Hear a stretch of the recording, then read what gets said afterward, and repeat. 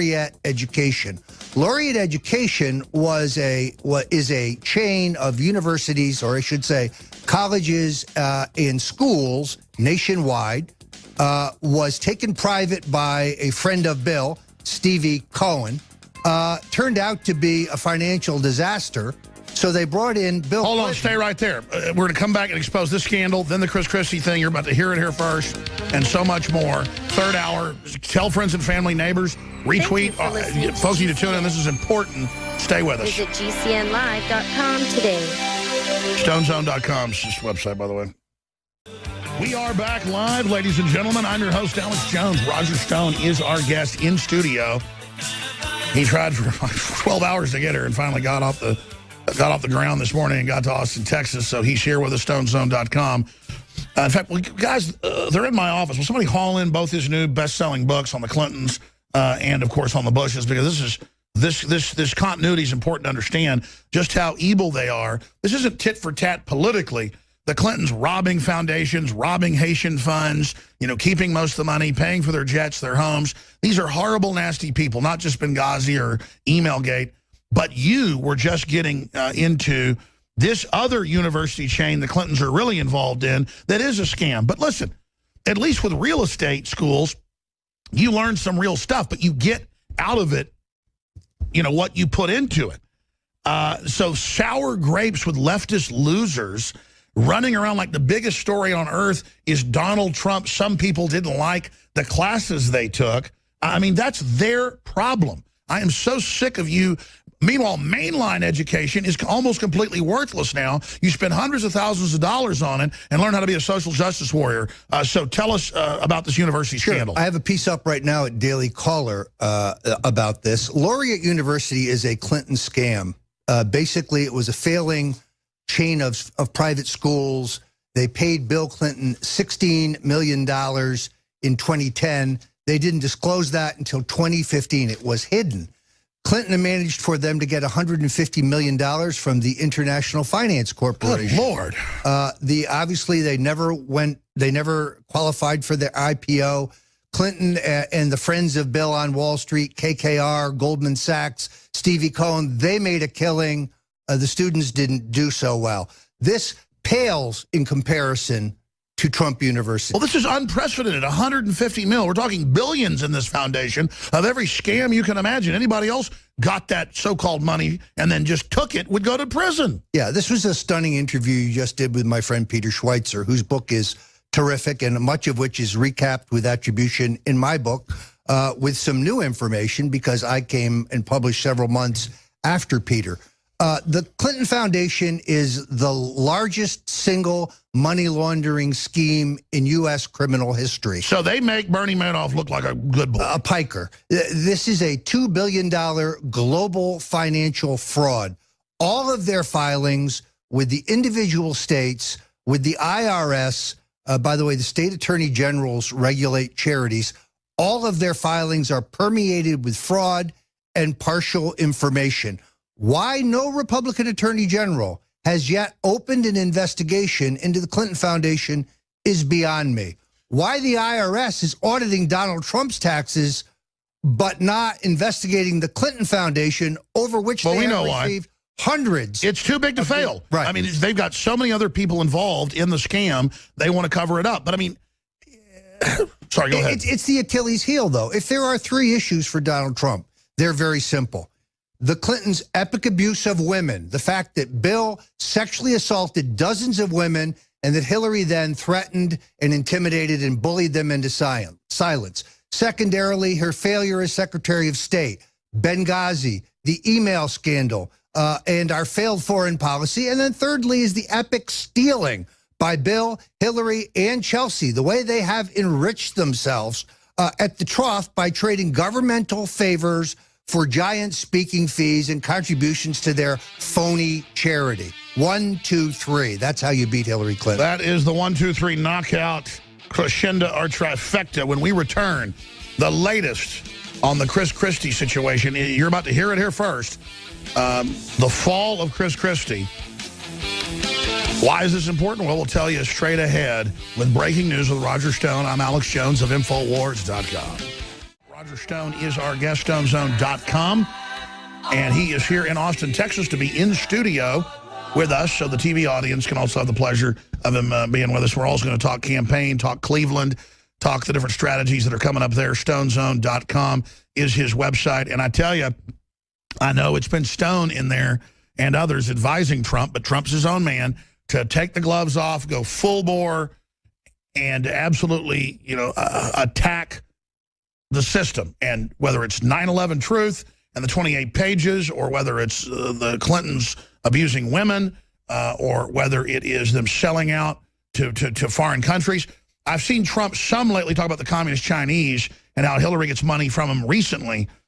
But man, Laura Allen Hughes, her and Bill, would allow the transfer of MIRV technology, boost technology, re-entry technology that took a Chinese rocket program, because the Russians wouldn't give them ICBMs. Russia and China hate each other, more than we think.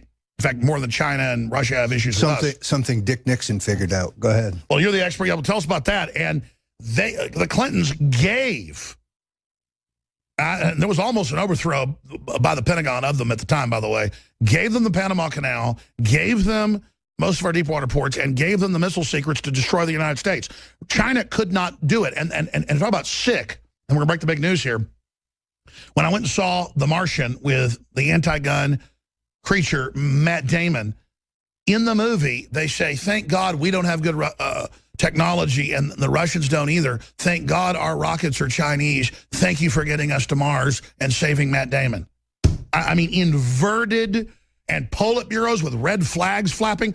All this foreign money is controlling Hollywood, you name it, and now they have this EU commission which runs things. It's a dictatorship saying we're going to have an internet ID. They're coming after the free speech. So we'll talk about that next, but just the history. You've got to promise sometime, when you're not just battling, for the Trump campaign, the history with Nixon, all the stuff you saw. So just 60 seconds on Nixon, then we'll get into Chris Christie. Well, I think you made an excellent point, which is Nixon figured out that the Russians and the Chinese could be played off against each other. That's how we got a SALT agreement to limit nuclear weapons. It's how we got the opening to China. They were more concerned about each other. This is the kind of president we need, somebody who puts America's interests first and figures out how to play our enemies off against each other. Now, let's go to the Christie situation. As you know, a federal judge has ruled that a list of unindicted co-conspirators in the George Washington Bridge closing matter be released. Somebody, calling himself John Doe, has appealed to the court to try to block release of those documents. That hearing is coming up today, I believe. My sources, which are impeccable, tell me that there are, in fact, two lists. One is a list of unindicted co-conspirators.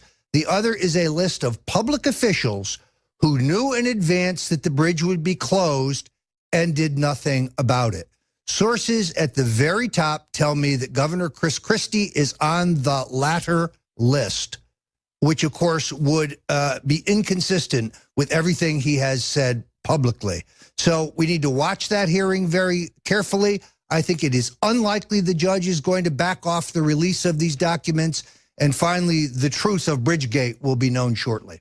Do we think John Doe may be a corpulent governor that resembles a hedgehog? There were some who thought that was the case. I think it is not so. I think it is someone, however, who works for the governor, perhaps at the Port Authority, who would be on the latter list with the governor. Will that hurt Trump because Chris Christie's a supporter? I think that the transference isn't really there. Obviously, Christie and Trump were competitors. Christie has been very supportive of Trump. He's been the one rhino Republican who has broken from the pack to come over from the never Trump crowd. But I don't think anybody realistically thinks he's on the list for vice president. I don't want you to give out any intel, because you got a great political brain, one of the best out there. It's admitted even by your enemies, of any Achilles heels for Trump. But obviously they've thought about every heel. They've attacked every heel they think's there. I think the only heel is Trump himself if he doesn't stay hardcore and backs off, but that's not his nature. But the assassination card, other issues, this media is willing to push any hoax. They've already filed fake lawsuits about, underage girls he raped. That was totally fake and admitted. That tells me, though, I mean, nobody's invincible, and I know you're not saying that. What do you worry about on the belly of Trump? Are there any missing armored scales? Yeah, look, I don't think so. Did he have gorgeous girlfriends in the period which he was not married? Absolutely. Did he play the field? Absolutely. There are no scandals. All this nonsense about David Brock and the folks at Media Matters America have reams and reams of unknown negative information. It's all crap. Here's the question. Why is the mainstream media asking about Trump University but not Laureate? Why are they asking Trump about how much he raised for veterans to the penny, but not asking about the Clinton Foundation? You have a double standard, and Trump has taken it on frontally in his attacks last week on the media for raising the question about how much he raised for veterans. We know exactly what it is. $5.6 million. That's how much, with another 600,000 pledged and yet to be collected. In other words, the exact $6 million that Trump said it was months ago. This is a hit job. They turn everything into something evil. He's at an event. He says, I have pledged from donors and myself $6 million. And then that's how pledging works. Whether it's NPR or anything, then you send the money. You call in and go, I pledge $500. They go, good. You get the coffee mug and the sweater. And then you write the check. He says, I have $6 million pledged. And they turn that into deceit. Yes. Look, it is... We're playing a game against a stacked deck. You're going to have a movement here, and I think everybody knows this, and Trump called it when he said it was rape.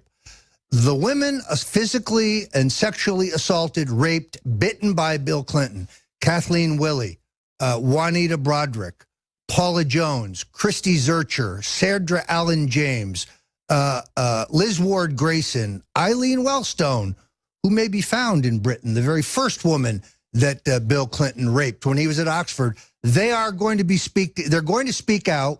They're not going to be stifled and suppressed and threatened this time. And here's what will happen, Alex. There's going to be an attempt once again to discredit them. What do the Clintons always do? Attack the women, attack the women. But this time there's the internet and the new media that together is even more powerful than the horror media, the Brian Williams, Katie Couric, Decepticon media. But they're going to say, oh, these women have been paid to say that. These women are ideologically motivated. These women are lying. No, folks, these women are telling the truth.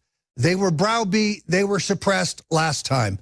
They will not be. I can see TV ads where it shows Hillary and Bill denying it, and then cut to Clinton going, I did not have sex with that woman, Monica Lewinsky. Look, their credibility is shot, and that's their largest problem. Even liberals don't believe them. Nobody believes them. They have lied so many times about so many things that attacking someone else is a liar. I think so what happens? You know their brain. You know Brock. You know his rotting mind. What are they going to pull?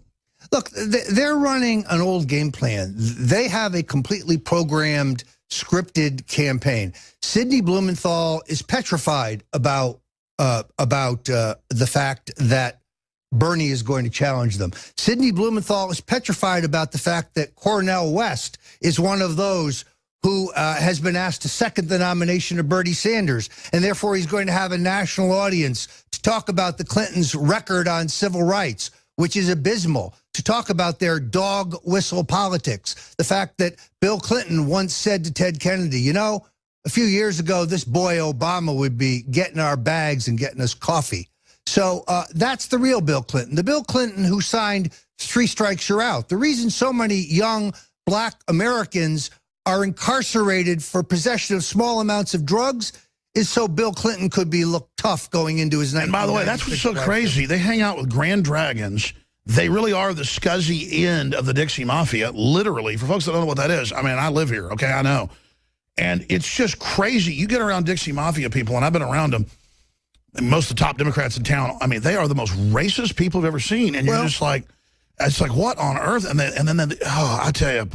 Most African-Americans don't know the story of Ricky Ray Rector. Ricky Ray Rector was a retarded African-American man convicted in Arkansas.